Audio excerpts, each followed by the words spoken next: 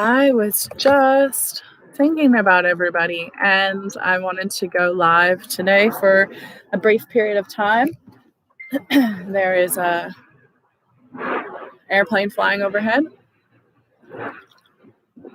so I'm a bit distracted by the sound of that, but I wanted to go live and see everyone today and speak to the fact that desires are a really important and valued piece of our identity, of our reality, and of kind of what makes us us. So, desires are our intimate wants, needs, and interests. So, I was curious to the person who's joining me right now. Thank you. Um, Feel free to type in the chats, what is your relationship to desire, or what is your relationship with desire? Because we all have ways that we connect to different themes in our life. And what I notice with a lot of my clients is that sometimes they're not deeply connected to their desires, and sometimes they tend to outsource their desires for perhaps the other person's desires, or they're just a little bit they have judgment about their own desires, or they might have some shame around their desires, or they might feel like they will be wrong for desiring something or wanting something. So I wanted to see and speak to the fact that desires are something that once we begin to cultivate a relationship with them, a positive and healthy relationship and not a toxic relationship with them, we are able to use that connection to desires to amplify our life and the things that we want and the things that we really like to be surrounded by. So when we have a better connection to desires, this radically transforms the level of satisfaction that we experience in our life. And this is literally what I love sharing with people, how they can connect to the feelings of asking for what they want. But when we say stuff like connecting to the feelings of asking for what we want, that is essentially connecting to desires.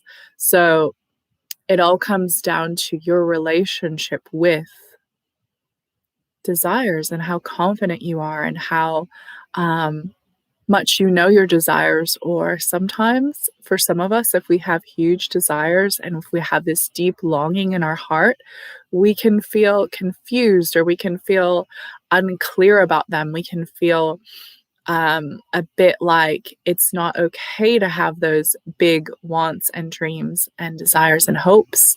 So one of the greatest things that I've been able to realize through this work is that we can really center our life around desires once we take away this judgment and once we take away this shame and once we take away these people-pleasing habits that are basically when we center another person's desire over our own.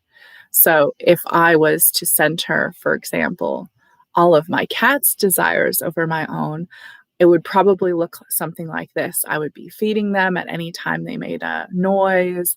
I wouldn't disturb them if they were sleeping on a backpack or a purse or a coat that I needed in the moment, because the cats are always really good about doing that. So I'd be like, ooh, I don't want to disturb them. I don't want to pull the blanket out from underneath them, or the coat or the backpack that I need out from underneath them. And it would be a life of eggshells walking around the cats, walking on eggshells in regards to what the cats wanted over what I truly desire and what I truly want for my life. And this is what I find my clients do a lot with other people. They can do it with their parents. They can do it with people at work. They can do it with their significant others or their friends sometimes. And really what this comes down to is an innate interest in not being abandoned from the tribe. Speaking of cats, here's one right now. Hello, Zorro. You came to join me because we were talking about cats, didn't you? So an innate desire not to be abandoned by the tribe, this is actually at our core, at our human survival consciousness core. So we do not want to be abandoned by the tribe. So therefore, if we're operating on that level, we do not want to say or do anything that could compromise our place in the tribe, because we don't want to be abandoned. We don't want to be shunned. We don't want to be without food, shelter, and love, that sort of thing. Well, good news here. We don't have to worry about that anymore. And we are also grown, so we're not small people anymore, and we don't even need our parents' protection once we get past a certain point. And it's different for everyone because we're all on different growth and learning curves.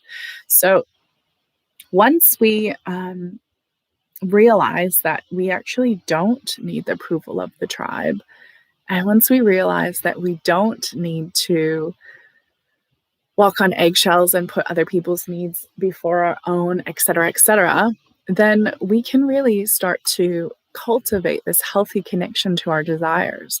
And this is something that I've really been enjoying rolling out with some of my regular clients.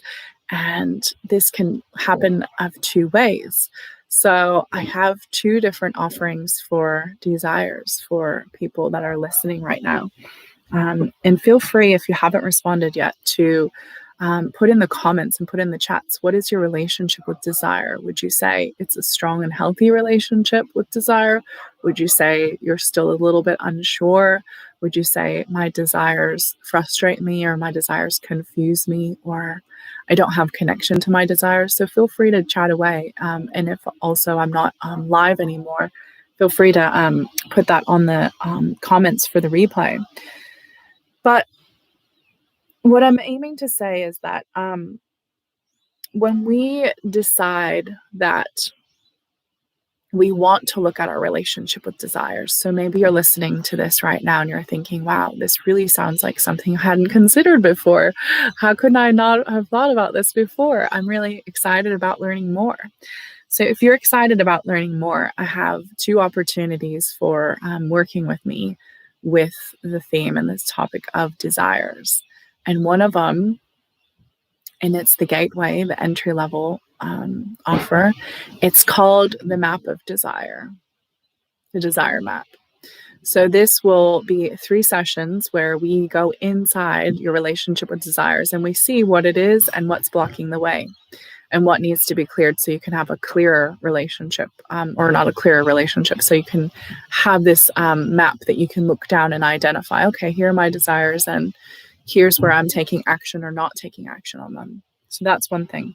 Another thing is called the window of desire. And this is a way to notice if we have any clouded judgment or shame, or places we're making ourselves wrong, or we're thinking that we need to have a certain amount of things in place, i.e. time, when I have a partner, money, before I can have access to these desires. So the second piece is the window of desire, and that's literally just making sure what's in the way and cleaning the window, like wax on, wax off, like making sure that that window is crystal clear so we can see through it and we can see our desires clearly.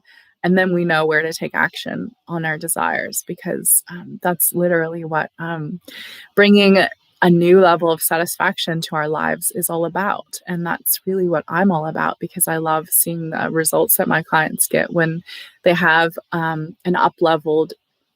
basically an up-leveled relationship with their own desires. They begin to know their desires. They begin to trust their desires.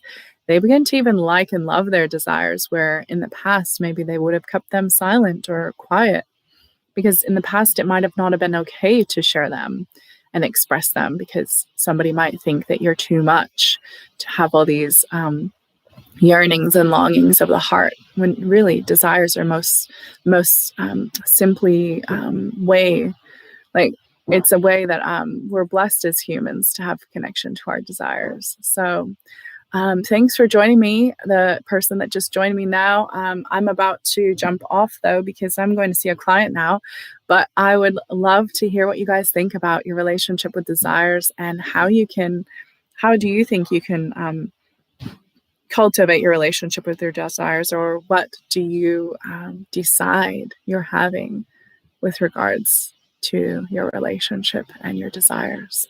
I'd love to hear in the comments below. See you soon. Bye.